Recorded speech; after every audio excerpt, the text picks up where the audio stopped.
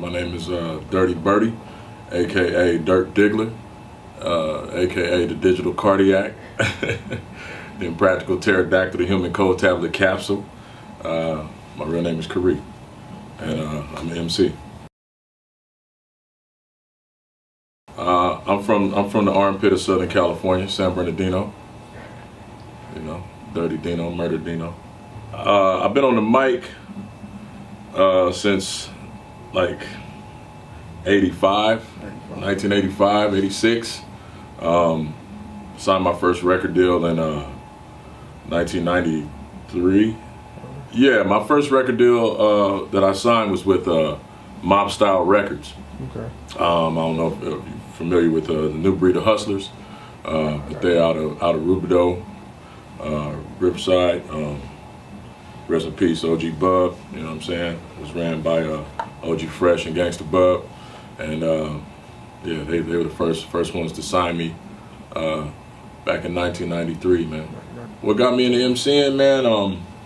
Well, I'm a music connoisseur, so I've always studied music, preferably funk and late 60s, early 70s, mid 70s, 80s, 90s R&B. Like, I love music, period. So I've always had an extensive record collection.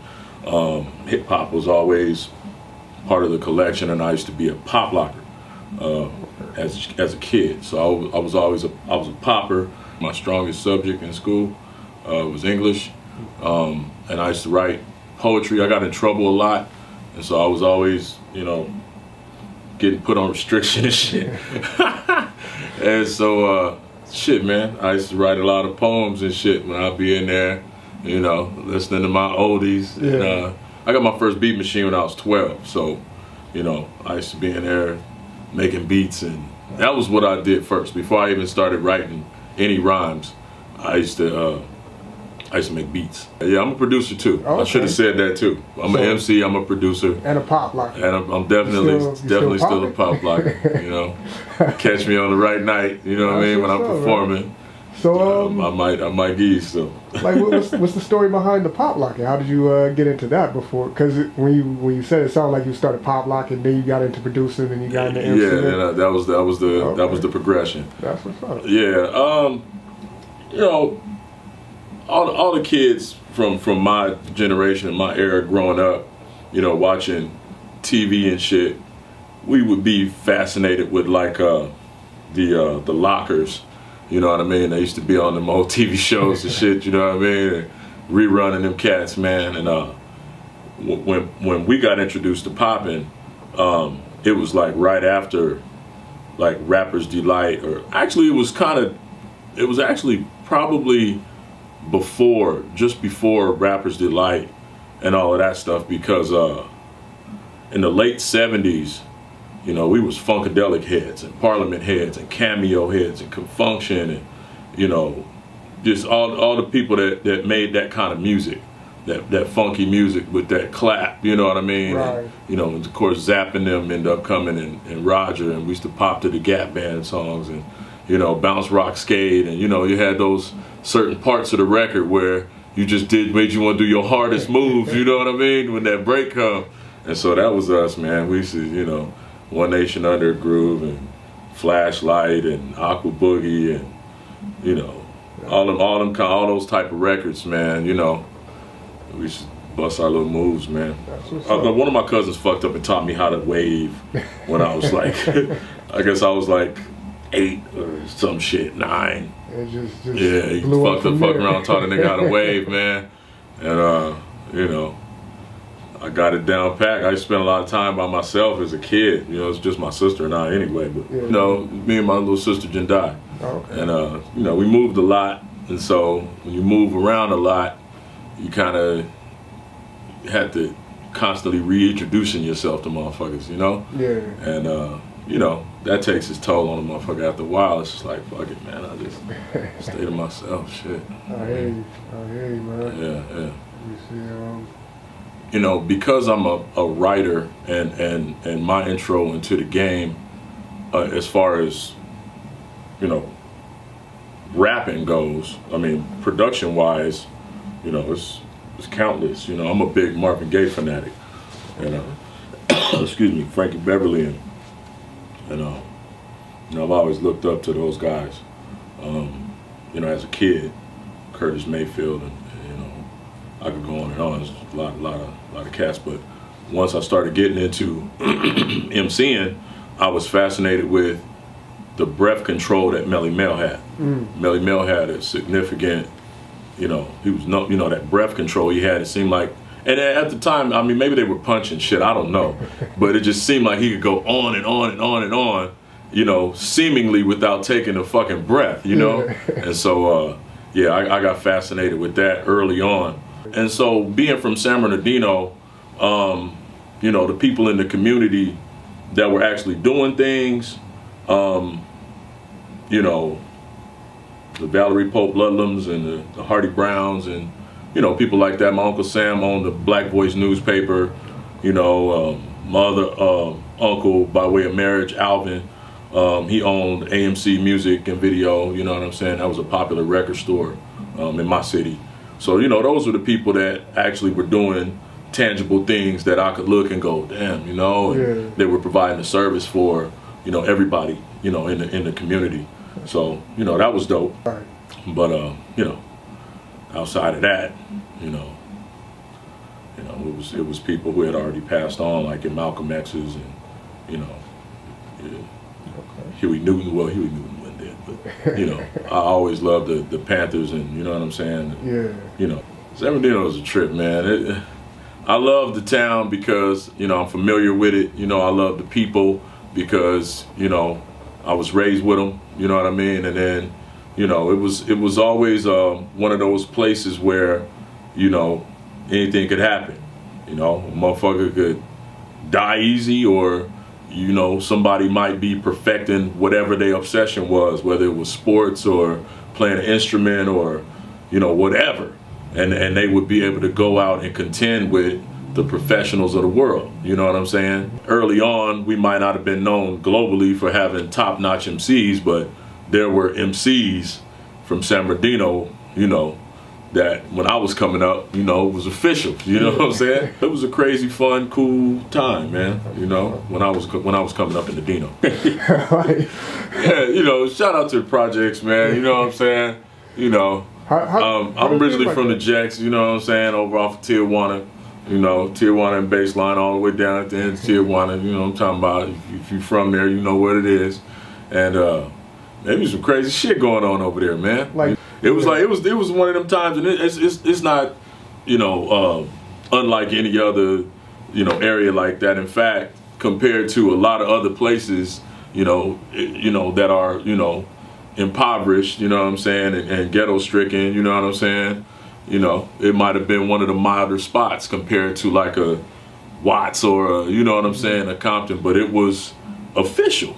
You know what I'm saying? Like you couldn't drive down the street without your car being surrounded with people knocking on the window, cheaper, you know what I'm saying, cheaper, you know, trying to sell you weed or, you know, whatever the case was. We're talking about, you know, the late 70s, 80s, man, early 80s, baby. Like it was popping, you know, it was super popping over there.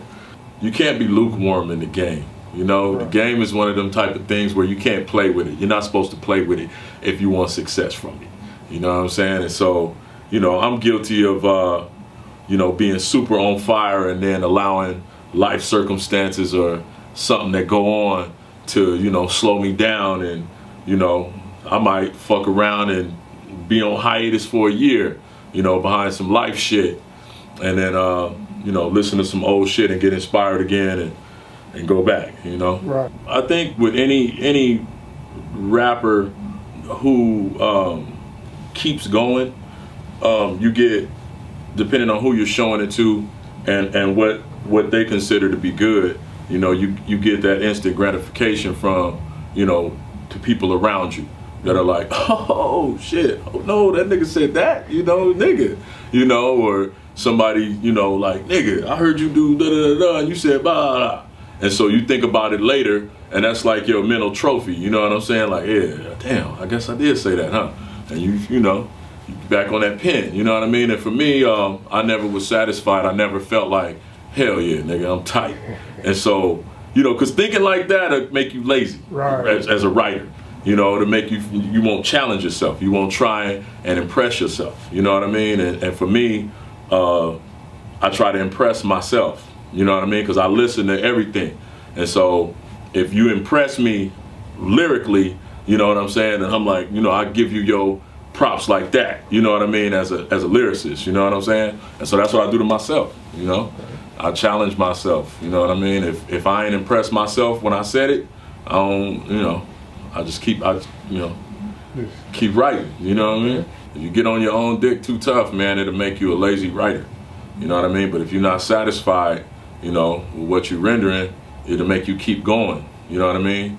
It's like your big brother that, you know, you can't beat him in basketball, so you keep on trying, like, fuck that, I'm gonna get this nigga because he clown me every time I go, bam, he's swatting everything, I can't dunk on this nigga, you know what I mean? I try to shoot the three, it's out of there, you know what I mean? I'm bricking, you know what I mean? I love my town, you know what I'm saying? And so I feel like there have been people that have, even if they weren't directly from San Bernardino, they might have been from Rialto or Riverside or Moreno Valley or, you know, just somewhere in the surrounding area. And as soon as they got an opportunity, they was like, oh, I'm from LA. You know, as soon as they was out there on Front Street, it was like, oh, I'm from LA. You know, they would never claim the town because it's like it's negativity that's associated with claiming San Bernardino. You know, you out there, oh, man, you know. From the first time I ever went on the Wake Up Show, you know, which is in '98. You know what I'm saying? I'm like, I'm from the Inland Empire, and it was kind of like the Inland Empire, like you be ill in the Inland Empire. I was like, nah, the Inland Empire from San Bernardino, you know, from the Dino. Me and my cousin, man, we was, you know, I'm not gonna say we were the first cats to rep San Bernardino. We weren't. You know, it was other people that was repping it at the same time.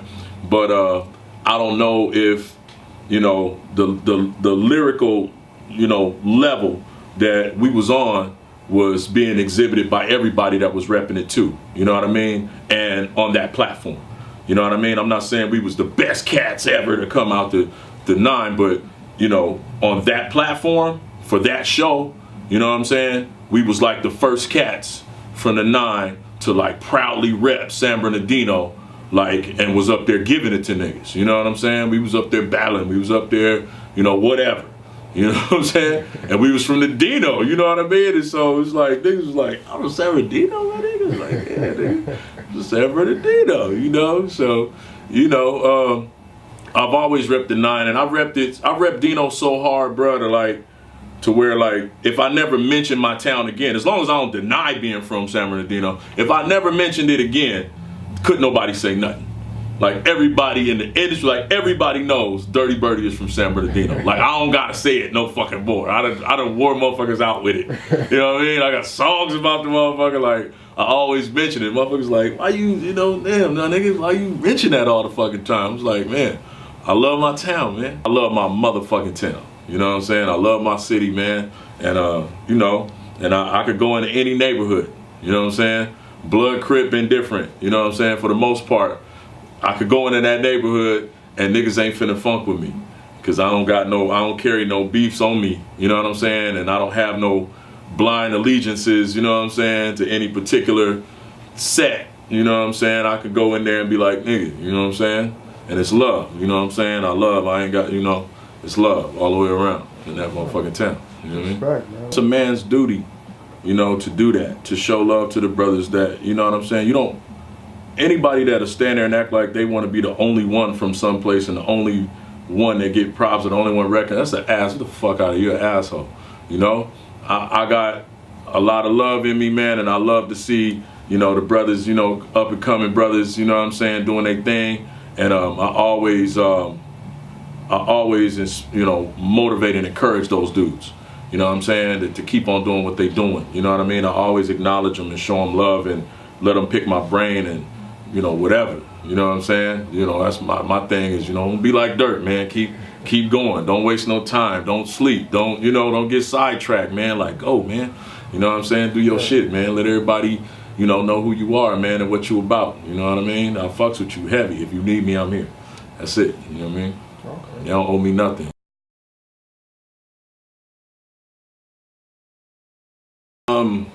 I want them to to take away, you know, entertain. I want them to be entertained. You know what I'm saying? In some certain cases or instances, or you know, maybe even enlightened a little bit.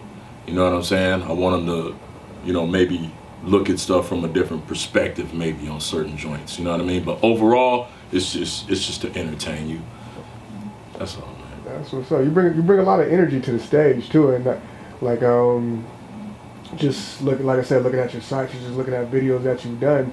You know, the crowd really responds to that energy. It's like, where does it come from? Where do you find it at to go out there and just rock the stage and get people hyped? Just rendering my interpretation of what a performance is supposed to look like. Shit, you know? I'm gonna stand up there and look at a motherfucker. That motherfucker better be doing something. You know what I mean? If you just gonna rap, motherfucker, and then, you know, you gotta, you know, I'm not arrogant like that. Like, in a Slick Rick sense, clowning around on the mic, yeah, you know, arrogant on the mic, just playing, you know. But in real life, it's like, you know, you can't assume everybody know your goddamn song, so you need to perform that motherfucker. You know what I'm saying?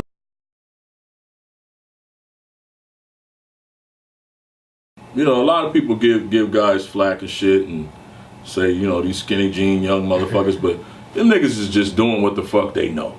You know what I'm saying? Like, you know, you can listen to the cats depending on what your preference is, and if you're a golden era motherfucker, and if you are a person who love lyrics, or if you're a person who love beats, depending on the kind of beat you was raised on and the kind of lyrics you was raised on, you can listen to a motherfucker and go, oh, that nigga get it.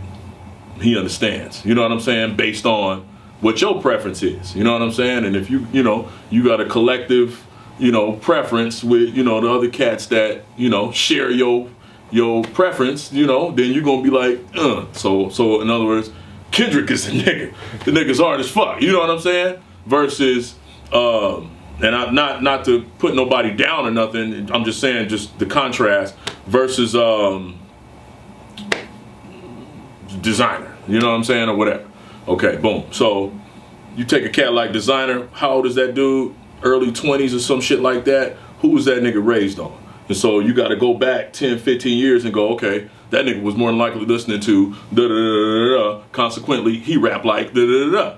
That's this nigga's rendering his interpretation of hip hop. You know what I'm saying? And so whether you like it or not, you still got to acknowledge the fact that this nigga's got a cadence. You know what I'm saying? This nigga's got a melody that he's doing. He's spitting his shit. And you can't shit on that. You might not like it, you know, and it might not be necessarily really clear. You know, the nigga might not be enunciating his words, but the nigga's rapping. So, but, you know, when you come from the era I come from versus Kendrick, you like, no, this nigga gets it. You know what I'm saying? For me, you know what I mean? But I would never shit on Lil Man, because Lil Man is doing his shit. Right. You know?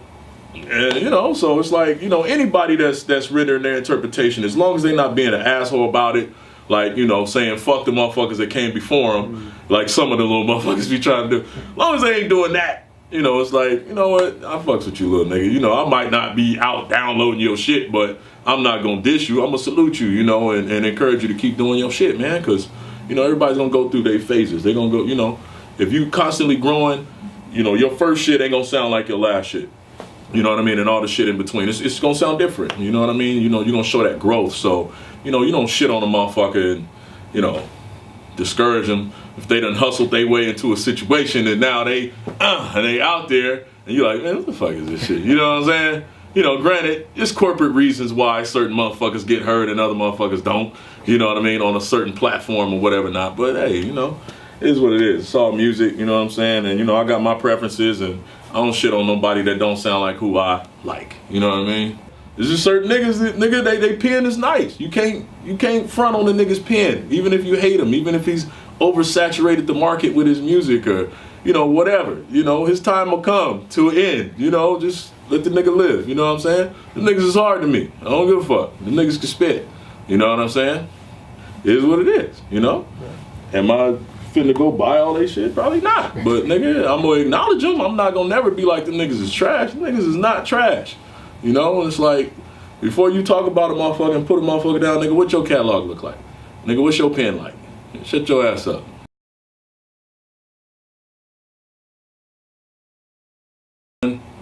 Don't be lazy. Take advantage of opportunities that are presented, from the smallest to the biggest.